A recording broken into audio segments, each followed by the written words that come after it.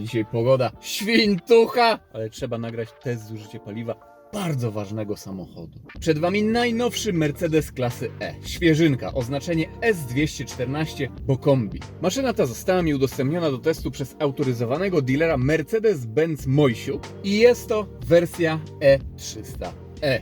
Także hybryda typu plug-in. Taka, muszę przyznać, nie byle jaka. Taki jakby pomost pomiędzy samochodem spalinowym a elektrycznym. No bo słuchajcie, jeśli chodzi o silniki, no to pod maską mamy 2.0 turbo benzynkę 4-cylindrową. Generuje ona 204 konie mechaniczne oraz 320 Nm oraz też tutaj z nią współpracuje silnik elektryczny generujący 129 koni mechanicznych oraz 440 Nm. Łączna moc tego układu to 313 koni mechanicznych, moment obrotowy 550 Nm. Auto trochę waży, bo 2275 kg, ale pamiętajcie, jest to olbrzymi, prawie 5-metrowy samochód, 495 cm. 214 jest troszkę większa od 213. No i hybryda typu plug-in, także możemy jeździć tutaj na prądzie i na prądzie przejedziemy do 112 km. Akurat tego nie będziemy sprawdzać, ale jeździłem tym samochodem. Można tutaj, nie wiem, przejechać tak od 85 do 120 km realnie, bo mamy olbrzymią baterię, 25,4 kWh brutto. Możemy tutaj ładować samochód w ogóle z AC 11 kW, czy też nawet z CCS-a, z DC 55 kW, tak jak elektryka, ale sprawdzanie, ile kilometrów przejedziemy na samym prądzie, na samej baterii, byłoby to zbyt proste. Sprawdzimy sobie, jakie tutaj wyjdzie nam zużycie paliwa, jeśli mamy wyczerpaną baterię. I po prostu będziemy cisnąć w trybie hybrydowym. Najpierw zużycie paliwa poza miastem. Pomiar zużycia paliwa przy 90 oraz 120 km na godzinę wykonamy sobie na trasie od Szczecina do Goleniowa. Baterię mamy całkowicie rozładowaną, także zobaczymy, jak tutaj samochód będzie sobie radził po prostu z wykorzystaniem silnika spalinowego i elektrycznego lub też dwóch silników razem. Ale tutaj w kamerze te czujniki szaleją, na żywo ich w ogóle nie widać, no ale tak jest. No i okej, kasujemy zużycie paliwa. Wartości zresetowane i czekamy, co się wydarzy. I okej, po 10 km średnie zużycie paliwa wyszło 6,1 litra. No i kurczę, w stronę Goleniowa będziemy cisnąć 120, ponieważ jest znacznie mniejszy ruch. Zobaczcie, co się dzieje. Gdy zawrócimy, to po prostu nie utrzymamy 120 km na godzinę. Także przyspieszam. Tempomacik 120, kasujemy i ponownie czekamy. I po 10 km, 120 km na godzinę bez zwalniania wyszło nam 8,1 litra. No i tak to wygląda. Ja jestem ustawiony na mojej pozycji startowej. Teraz zobaczymy, jak tutaj nam pójdzie w mieście. Dzień pracujący, godzina 10. Wprawdzie okres przedświąteczny, także może być bardzo duży ruch. Ciśniemy na most Brdowski. Będziemy startować, palimy maszynę. Jest już odpalona. Ustawimy sobie jeszcze temperaturę na 20 stopni. Będziemy jechać w dodatku z włączoną klimatyzacją. Ponieważ kiepska pogoda, no wcześniej Wam kręciłem prezentację, w ogóle w prezentacji właśnie możecie sobie posłuchać o tym samochodzie i obejrzeć go bardzo dokładnie. Ale dzisiaj beznadziejna pogoda, jest mokro, także całe auto by mi tutaj dziś parowało. Będziemy jechać w trybie hybrydowym. Rekuperacja. Możemy regulować sobie stopień rekuperacji, damy sobie na D. Jest automatyczna.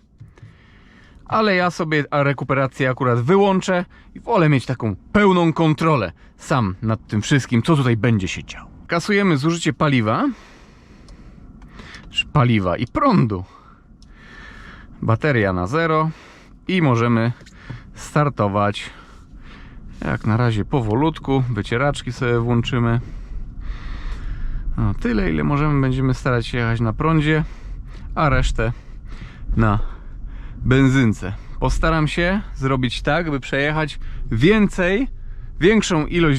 większy dystans na prądzie niż na benzynie.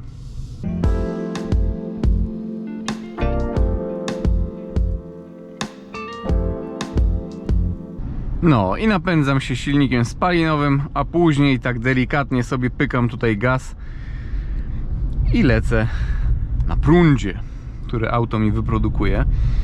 No, 0 kWh na 100 km, jak na razie średnie zużycie paliwa 12 litrów, ale spokojnie, to dopiero początek. No wiecie, zresztą dzisiaj beznadziejna pogoda. Założę się, że będzie beznadziejny ruch na klimatyzacji. Ale zobaczymy. Normalnie to ja bym wolał tutaj sobie... Wiecie, no jak 100 km, tak już średnio, uśrednijmy, 100 km dziennie możemy sobie robić na prądzie i załadować sobie ten samochód w garażu, no to ja nie wiem, głupio by było z tego po prostu nie korzystać. Właśnie to jest cały urok hybryd typu plug-in. A gdy prądu już nie ma, no to możemy sobie lecieć na benzynie, albo po prostu w trybie hybrydowym. I tak to wygląda, jak się w ogóle jedzie taką nową E-klasą 214. Dzisiaj mam swój pierwszy raz z 214. Przyznam szczerze, kultura absolutna. Wszystko to jest takie eskowe, dość, mimo że to E-klasa eskowe, albo nawet EQS-owe, albo EQE-owe. No ten super screen zamiast hyper screena, to podobne są rzeczy. Robi to wszystko naprawdę wrażenie. Bardzo ładnie wyglądają te tutaj nawiewy jakby. Taka cała listwa tutaj jest. Tutaj akurat nie. Tutaj po środku. Tu z boku. Piękna sprawa. Ładnie to wszystko wygląda. Taki nowoczesny, prawdziwy samochód. W dodatku dość obszerny, no bo kombiak. No i okej, ja tutaj gniję w korku. Obniżam sobie jeszcze zużycie paliwa, no bo będę cisnął w trybie hybrydowym w korku, wiadomo. Specjalnie tutaj, kurczę, myślałem, czy zrobić sobie, bo miałem wcześniej baterię naładowaną trochę, ale mówię, lepiej ją wyjeździć, będzie chyba sprawiedliwiej, niż bym miał na przykład 20, 30, 50% i wrzucił tryb baterii hold, bo też jest tutaj taki, żeby podtrzymać baterię, ale i tak by te procenciki troszeczkę uciekały. Teraz będzie sprawiedliwie chyba.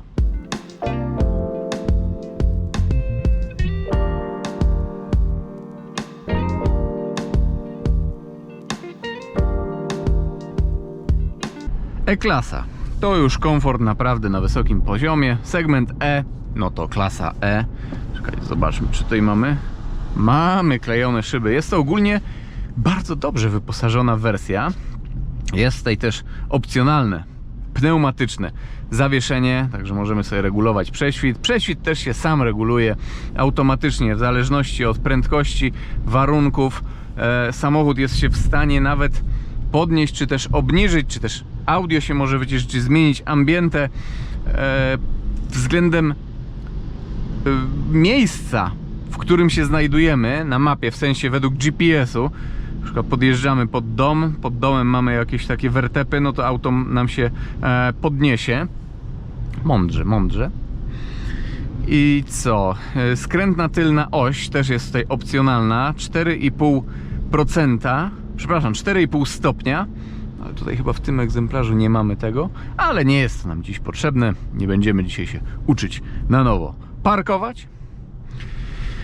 Odpaliłem sobie tutaj takie, proszę bardzo, dział silnik. Pokazana jest moc, newtonometry, ale też temperatura oleju w skrzyni biegów oraz temperatura silnika. I wiecie co?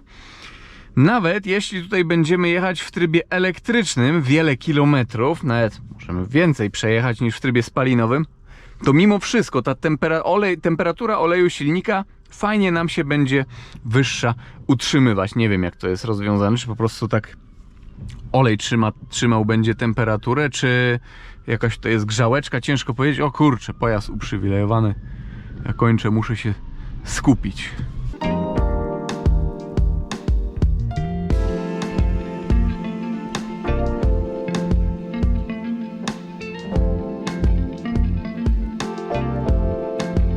I co, czekamy, brama portowa, centrum miasta, średnia prędkość 22 km/h, także dość niska, ale jeszcze nie taka przesadnie niska.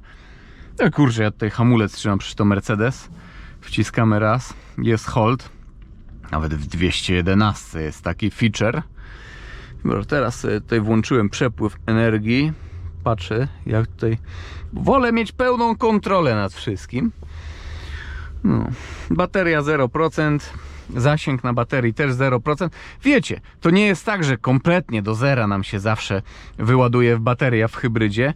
Jest jakiś bufor po prostu. i auto sobie z tego korzysta. No ale tutaj to już czmychniemy, uważać na pieszych. No trochę korki są, ale spodziewałem się, że będzie gorzej nawet. O, teraz tak delikatnie sobie śmigniemy na silniku elektrycznym. Jeśli bateria jest naładowana, no to oczywiście możemy włączyć tryb elektryczny całkowicie. No i wtedy auto naprawdę, dopiero trzeba prawie że kickdown nacisnąć, żeby nam się silnik spalinowy włączył.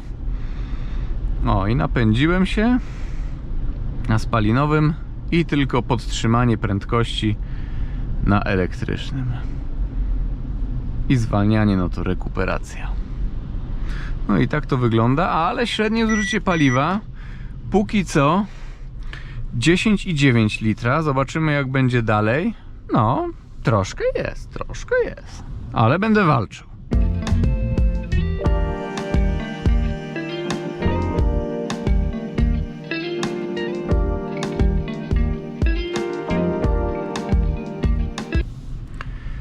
Niebuszewo ciśniemy w korku.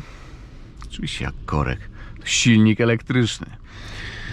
Jeśli chodzi o zużycie paliwa, 9,9 litra z 9 km, średnia prędkość 23 km na godzinę i 0 kWh na 100 km. Także mega sprawiedliwość. Tylko się wspieramy silnikiem elektrycznym, aczkolwiek 9 km przejechaliśmy, z czego 5 z wyłączonym silnikiem spalinowym. Albo po prostu się tocząc na elektryku, odzyskując energię, żeglując, albo o, tak jak teraz, lecąc w trybie elektrycznym. No i dobra, dzisiaj też jest zimno, 5 stopni na plusie zaledwie, ma to wpływ, jeśli chodzi o układ, o działanie układu hybrydowego. No tutaj wpuść Toyotka, niech se jedzie, dobra. Tu muszę pyknąć troszeczkę szybciej. O, i proszę bardzo. Na spalinowy i z powrotem na elektryczny. I tu już delikatnie. Teraz pyknięcie na spalinowym. No i proszę bardzo. To jest moja wyuczona taktyka. Jak Priusa trójkę miałem.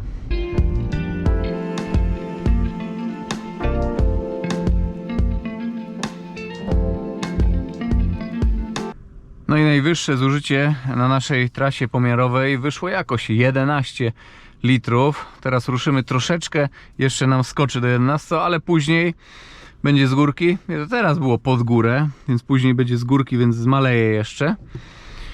No i zobaczymy. Producent tutaj deklaruje 0,6 gdzieś litra na 100 km, ale wiadomo, to korzystając jak auto jest naładowane, no i w ich tam cyklach, w tych WLTP jak się to mierzy, także no nie wiem. Bliska mi osoba w rodzinie, pozdrawiam serdecznie, jeździ Mercedesem GLE, hybrydą typu plug-in, tylko z dieslem pod maską i tam średnie zużycie paliwa ma 2 litry mniej więcej na 100 km. Jakieś średnie ogólne i chyba z 12 czy tam 16 kWh na 100 km.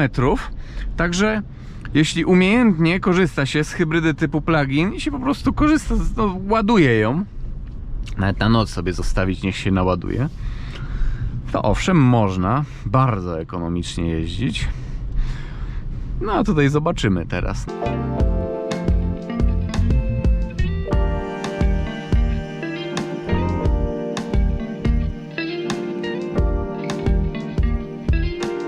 Ok, przejechaliśmy przez most Brdowski.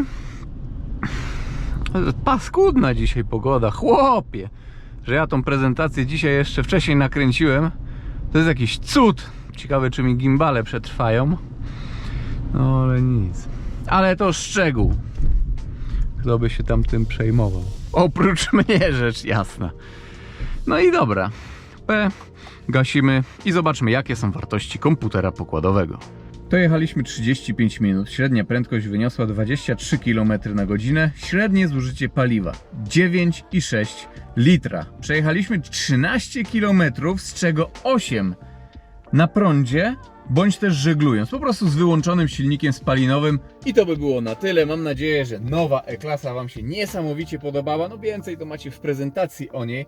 Mam nadzieję, że wycieczka na most Brdowski Wam się podobała. Pozdrawiam i do zobaczenia w jakimś kolejnym filmie, kolejnym odcinku. Na razie, trzymajcie się.